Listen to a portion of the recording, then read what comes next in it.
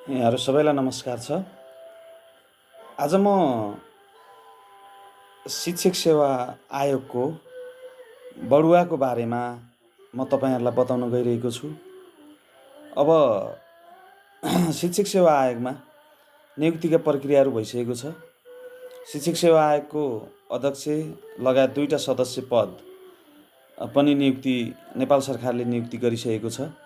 त्यसकारणले गर्दाखेरि छिटै बढुवाको परीक्षा हुने सम्भावना पनि मैले देखिरहेको छु। अब यो बढुवा चाहिँ विशेष गरेर म मावि तृतीय श्रेणीको भन्न गइरहेको छु। अहिले मावि तृतीय श्रेणीमा 75% आन्तरिक बढुवा हुन्छ भने 25% आन्तरिक भित्रको खुल्ला बढुवा हुन्छ, या परीक्षा दिएर पास गर्ने सिस्टम छ।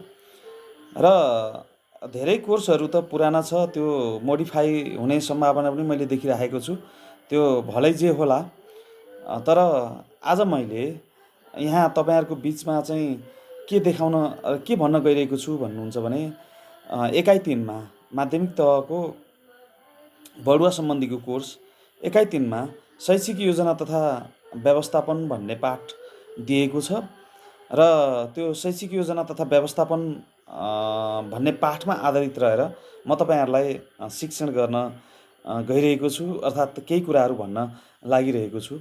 हुन त व्यवस्थापन भन्ने शब्द एकदमै महत्त्वपूर्ण शब्द पनि छ। यो आफैमा पनि धेरै महत्त्वपूर्ण छ। तापनि यहाँ विशेष गरेर व्यवस्थापनभित्र अब यो के हो त वा कसरी गरिन्छ भन्ने कुरा हुन्छ। अब यो व्यवस्थापन भनेको चाहिँ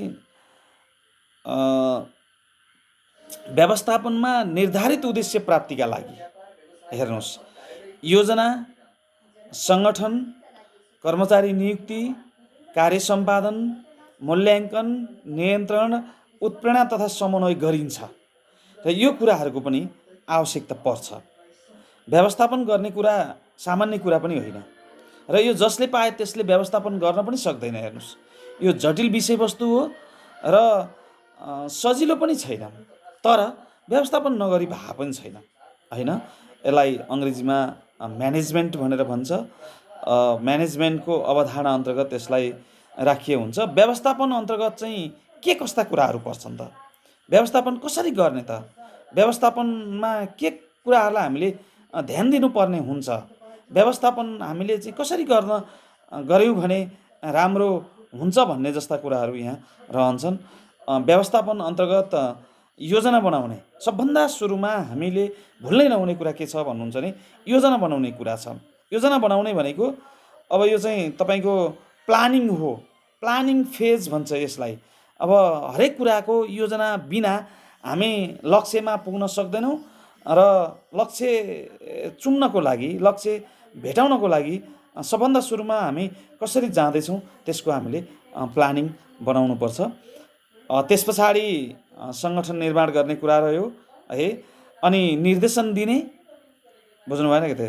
निर्देशन दिने, नेतृत्व प्रदान पनि गर्ने। कहिलेकाहीँ नेतृत्व प्रदान गर्नुपर्ने पनि हुनसक्छ।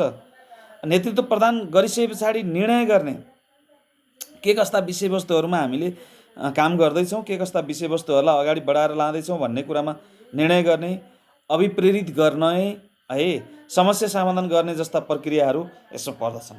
तपाईँ भन्नुहोस् त के पर्दा रहेछन्?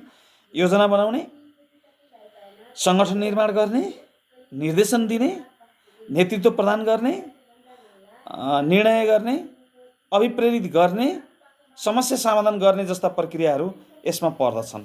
र व्यवस्थापनमा 6Mले महत्त्वपूर्ण भूमिका खेलेको हुन्छ।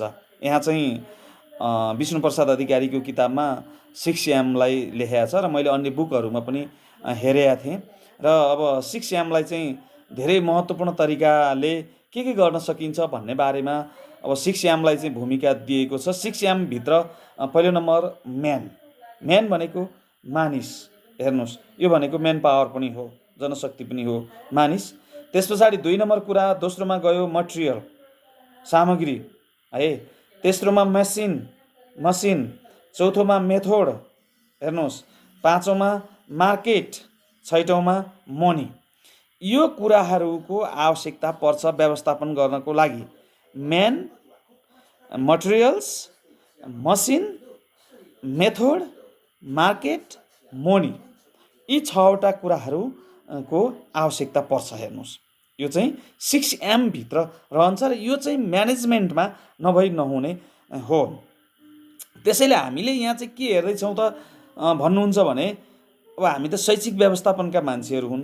हाम्रो व्यवस्थापन भनेको विशेष गरेर विद्यालयमा गर्नुपर्ने व्यवस्थापन हामीसँग पर्छ। विद्यालयमा हुने व्यवस्थापनहरू हामीसँग पर्ने भएकोले शैक्षिक व्यवस्थापन कसरी गर्ने त, त्यो कुराहरू चाहिँ हाम्रो यसमा रहन्छ। शैक्षिक व्यवस्थापनभित्र तपाईँको योजना निर्माण, बुझ्नु भएन है त? योजना निर्माणको कुरा फर्स्टमा अघि मैले भनिसकेको छु, प्लानिङ फेज।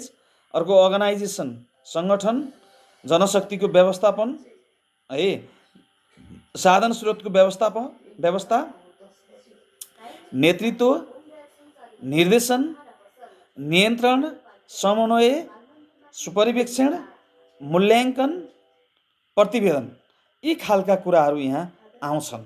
हेर्नुहोस्, के योजना, सङ्गठन, जनशक्तिको व्यवस्था, साधन स्रोतको व्यवस्था, नेतृत्व, निर्देशन, नियन्त्रण, समन्वय, सुपरिवेक्षण, मूल्याङ्कन, बजेटिङ, पोस्ट कब भन्छ अङ्ग्रेजीमा चाहिँ तपाईँको पोस्ट कब चाहिँ यसको महत्त्वपूर्ण, यो चाहिँ व्यवस्थापनको महत्त्वपूर्ण हो।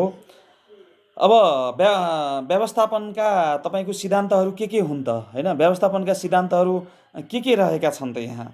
व्यवस्थापनका सिद्धान्तहरू के हुन् त भन्ने कुराहरू छ। अब यहाँ वैज्ञानिक व्यवस्थापनको सिद्धान्तको पक्षहरूलाई विभिन्न तरिकाले राखिएको छ। तपाईँको म चाहिँ यहाँ सुरुमा दिन गइरहेको छु वैज्ञानिक व्यवस्थापनको सिद्धान्त। के हो त वैज्ञानिक व्यवस्थापनको सिद्धान्त? के कुरालाई हामीले यहाँ वैज्ञानिक व्यवस्थापनको सिद्धान्तभित्र राख्न सक्छौँ त? के छ त यहाँ भन्ने कुरा एउटा चाहिँ गरिएको छ।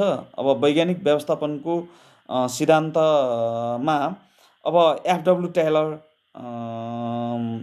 चाहिँ प्रतिपादक हुन् र उनलाई वैज्ञानिक व्यवस्थापनका पिता भनेर भनिन्छ है। वैज्ञानिक व्यवस्थापनको सिद्धान्त अन्तर्गत वैज्ञानिक व्यवस्थापनका पितामा चाहिँ एफडब्ल्यू टेलर प्रतिपादक हुन् र उनलाई वैज्ञानिक व्यवस्थापनका पिता भनेर भनिन्छ। हेर्नु, र दोस्रो व्यवस्थापनको सामान्य प्रशासकीय सिद्धान्त भनेर भनेको छ। यो चाहिँ हेनरी फ्योलले गरेका छन् र हेनरी फ्योलले यिनले 14वटा प्रिन्सिपल प्रतिपादन गरेका छन्। हेर्नुहोस्, 14वटा प्रिन्सिपलहरू चाहिँ उनले यसमा प्रतिपादन गरेका छन्।